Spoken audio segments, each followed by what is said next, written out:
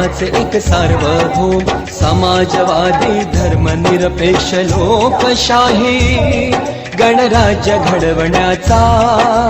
त्याच्या सर्व नागरिकास सामाजिक आर्थिक व राजनैतिक न्याय विचार अभिव्यक्ती विश्वास श्रद्धा व उपासना यांचे स्वातंत्र्य दर्जाची व संधीची समानता निश्चितपणे प्राप्त करून देण्याचा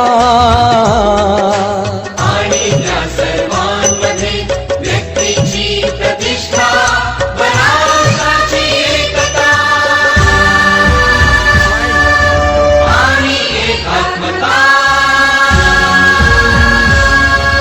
यांचे आश्वासन देणारी बंधुता प्रवर्धित करण्याचा